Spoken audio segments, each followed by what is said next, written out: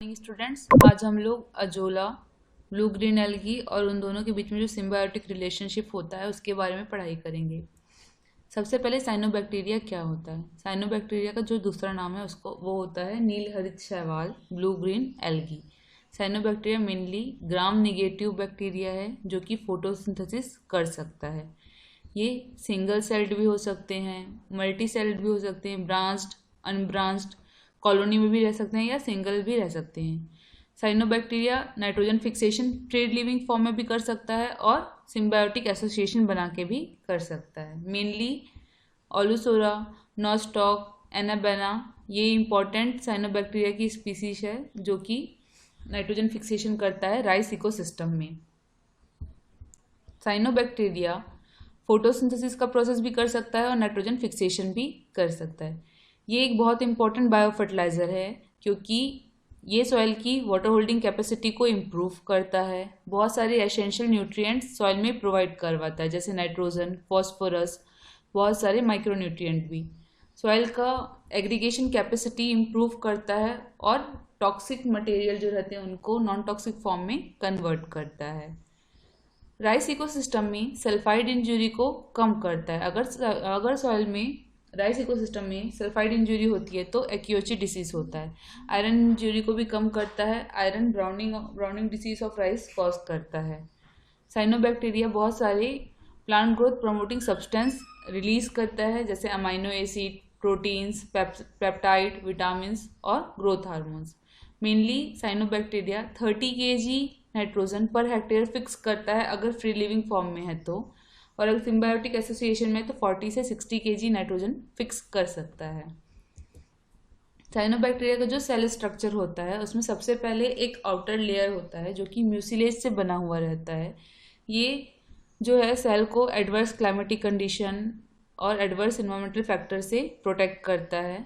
उस mucilage layer के बाद में एक सेल वॉल होता है। सेल वॉल के बाद फिर अंदर में साइटोप्लाज्म भी दो प्रकार का होता है, आउटर साइटोप्लाज्म और इनर साइटोप्लाज्म। आउटर साइटोप्लाज्म में थाइलाकोइड स्कैटर्ड फॉर्म में प्रेजेंट रहते हैं और इनर जो साइटोप्लाज्म है वो यूनिफॉर्म होता है। इसमें बहुत सारे पिगमेंट्स भी होते हैं। साइनोबैक्टीरियल सेल में बहुत सारे पिगमेंट्स होते हैं जैसे कि chlorophyll A, C, carotenes, xanthophyll, फाइकोइरिथ्रिन, phycocyanin. फाइकोइरिथ्रिन और फाइकोसाइनिन मेन पिगमेंट है जिनके कारण जो साइनोबैक्टीरिया है उसका कलर ब्लूइश ग्रीन होता है। साइनोबैक्टीरिया में जो डीएनए है वो फ्रीली अवेलेबल रहता है साइटोप्लाज्म में। ये एक प्रोकैरियोटिक सेल है इसलिए कोई भी मेम्ब्रेन बाउंड स्ट्रक्चर इसमें नहीं प्रेजेंट रहता है। साइनोबैक्टीरिया का जो स्टोरेज प्रोडक्ट है उसको बोलते हैं साइनोफेशियन स्टार्च। ये ऐसा बैक्टीरिया जिसमें फ्लैजिला एब्सेंट रहता है। यूनिसेलुलर का एग्जाम्पल है ग्लियोकैस्पा, क्रूकोकस। कॉलोनी फॉर्म में नॉस्टॉक प्रेजेंट रहता है। फिलामेंटस फॉर्म में ऑसिलेटोरिया प्रेजेंट रहता है। पहले जब साइनोबैक्टीरिया का डिस्कवरी हुआ तो पहले पता चला कि इसमें क्लोरोप्लास्ट प्रेजेंट रहता है। क्लोरोप्लास्ट यूकैरियोटिक ऑर्गेनिज्म का एक फीचर है। तो पहले इनको ब्लू ग्रीन एल्गी कंसीडर किया गया क्योंकि एल्गी से इसका एक फीचर रिसेंबल करता है जो कि है क्लोरोप्लास्ट। लेकिन बाद में जब स्टडी किया गया तो इनके स्ट्रक्चर का डिटेल स्टडी करने के बाद ये पता चला कि इनमें कोई भी यूकैरियोटिक फीचर प्रेजेंट नहीं है एक्सेप्ट क्लोरोप्लास्ट। बाकी सारे फीचर जो है वो प्रोकैरियोटिक फीचर्स हैं। इनमें जो डीएनए है वो भी प्रोकैरियोटिक नेचर का है और सारे के सारे सेल ऑर्गेनेल भी प्रोकैरियोटिक नेचर के हैं, इसलिए इनको साइनोबैक्टीरिया कंसीडर किया जाता है। साइनो इसलिए बोला जाता है क्योंकि इनका जो कलर है वो ब्लूइश ग्रीन कलर होता है। ये सबसे प्रिमिटिव ऑर्गेनिज्म है जो कि ऑक्सीजन प्रोड्यूस करते हैं। सबसे ज़्यादा इन्वायरमेंट में ऑक्सीजन प्रोड्यूस करने वाला और पहला ऑक्सीजन प्रोड्यूस करने वाला जो ऑर्गेनिज्म है वो साइनोबैक्टीरिया है। साइनोबैक्टीरिया में क्लोरोफिल प्रेजेंट रहता है, फोटोसिस्टम 1 और फोटोसिस्टम 2 प्रेजेंट रहता है जिनके कारण ये बहुत अच्छे से फोटोसिंथेसिस कर सकते हैं। लेकिन इनमें अल्फा कीटो ग्लूटरेट डिहाइड्रोजिनेस नाम का जो एंजाइम है और केमिकल है वो एब्सेंट रहता है जिनके कारण इनमें साइट्रिक एसिड साइकिल नहीं होता है और कार्बोहाइड्रेट मेटाबॉलिज्म के लिए पेंटोस फॉस्फेट पाथवे ये यूटिलाइज करते हैं। साइट्रिक एसिड साइकिल ग्लाइकोलिसिस के बाद वाला प्रोसेस है, इसको क्रेब्स साइकिल भी बोलते हैं। तो इनमें ये प्रॉपरली नहीं रेगुलेट होता अच्छे से। पेंटोस फॉस्फेट पाथवे में 5 कार्बन कंपाउंड यूटिलाइज होता है और ग्लाइकोजन जो कार्बन मटेरियल है उसके डिग्रेडेशन या फिर उसको फोटोसिंथेटिक फॉर्म या अवेलेबल फॉर्म में कन्वर्ट करने के लिए ये यूटिलाइज करते हैं। फाइकोबिलिसोम एक कंपोनेंट है जिसमें सारा लाइट जो भी इन्वायरमेंट में प्रेजेंट है वो कैप्चर करता है साइनोबैक्टीरिया। फाइकोबिलिसोम का मेन कंपोनेंट है फाइकोबिलिन प्रोटीन, जिसके कारण ब्लू ग्रीन कलर का होता है साइनोबैक्टीरिया। साइनोबैक्टीरिया अगर रेड लाइट में हम देखें तो वो ग्रीन कलर का अपीयर होता है और ग्रीन लाइट में देखें तो रेड कलर का अपीयर होता है। इस टाइप का जो मैकेनिज्म है वो साइनोबैक्टीरिया इसलिए अडॉप्ट करता है ताकि मैक्सिमम अमाउंट ऑफ लाइट को वो हार्वेस्ट कर सके फोटोसिंथेसिस की प्रोसेस के लिए। साइनोबैक्टीरिया में सेल वो बहुत तरीके के होते हैं। पहला सेल जो होता है वेजिटेटिव सेल होता है, इसमें नॉर्मल फोटोसिंथेसिस की प्रोसेस होती है और फोटोसिस्टम 1 और फोटोसिस्टम 2 दोनों वेल डेवलप्ड होते हैं। कुछ सेल होते हैं जिनको एकिनिड्स बोलते हैं। एकिनिड्स जो सेल हैं वो थोड़े बड़े साइज के होते हैं वेजिटेटिव सेल से, और इनमें जो फूड मटेरियल रहता है वो स्टोर्ड रहता है। हार्श और एडवर्स क्लाइमेटिक कंडीशन में ये प्रोटेक्ट करता है साइनोबैक्टीरिया को कुछ समय में, या कई बार ये एसेक्सुअल रिप्रोडक्शन में भी हेल्प करता है। तीसरा जो सेल होता है उसको बोलते हैं हेट्रोसिस्ट सेल। हेट्रोसिस्ट सेल एक मॉडिफिकेशन है वेजिटेटिव सेल का।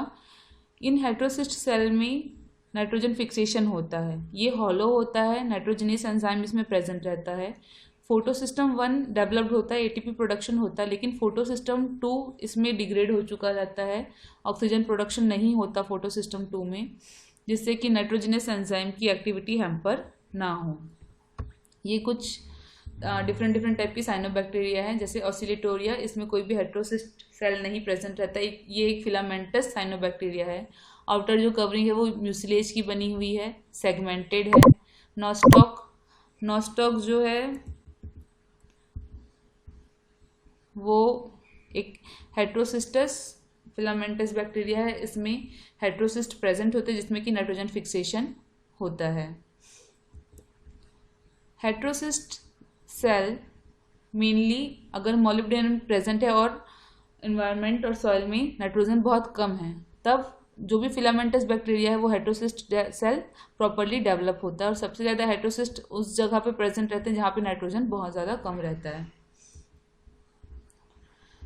अजोला के साथ जब साइनोबैक्टीरिया सिम्बायोटिक रिलेशनशिप बनाता है तो वो लीफ की कैविटी में प्रेजेंट रहता है। साइनोबैक्टीरिया अलग अलग प्लांट में अलग अलग जगह पे प्रेजेंट रहता है।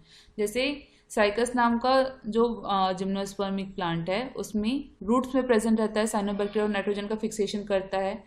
ग्विनेरा नाम का एंजियोस्पर्मिक जो प्लांट है उसमें स्टेम के पास एक ग्लैंड होता है जिसमें म्यूसिलेज मटेरियल पूरा प्रेजेंट रहता है और उसमें साइनोबैक्टीरिया प्रेजेंट रहता है और नाइट्रोजन फिक्सेशन करता है। ग्विनेरा एकमात्र एंजियोस्पर्मिक प्लांट है जिसमें साइनोबैक्टीरिया के साथ एसोसिएशन होता है।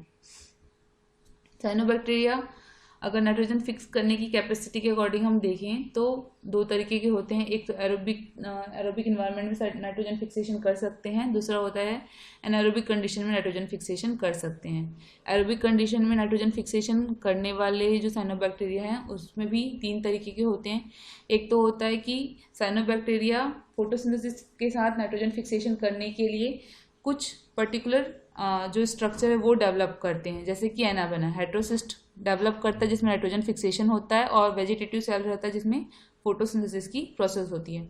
कुछ फोटोसिंथेसिस और नाइट्रोजन फिक्सेशन दोनों के दोनों अलग अलग टाइम पे करते हैं। अगर जब फोटोसिंथेसिस की प्रोसेस कर रहे हैं तब नाइट्रोजन फिक्सेशन नहीं होगा, और नाइट्रोजन फिक्सेशन जब होगा तब फोटोसिंथेसिस नहीं होगा। उसमें एग्जाम्पल है ग्लूएथेसी और लिंगबिया का।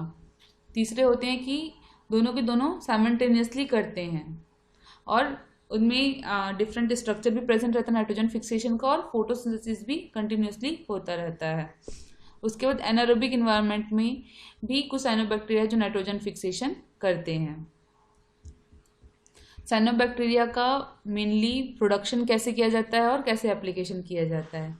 साइनोबैक्टीरिया का मास मल्टीप्लिकेशन के लिए सनलाइट बहुत इंपॉर्टेंट फैक्टर है। जहाँ पे बहुत ज़्यादा सनलाइट अवेलेबल है वहाँ पे साइनोबैक्टीरिया का कल्टीवेशन कर सकते हैं। सबसे पहले एक स्टार्टर कल्चर चाहिए। स्टार्टर कल्चर वो होता है जिससे हम लोग बाद में मास मल्टीप्लिकेशन कर सकें साइनोबैक्टीरिया का। बहुत सारी एग्रीकल्चर यूनिवर्सिटी हैं, micro bio fertiliser production firm है जहाँ से हम लोग ये कल्चर ऑब्टेन कर सकते हैं।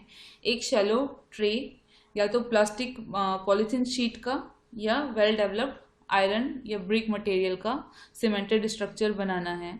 उस सीमेंटेड मटेरियल में पहले साइज़ जो होगा वो वेरी कर सकता है, डिपेंड करता है कि कितनी रिक्वायरमेंट है।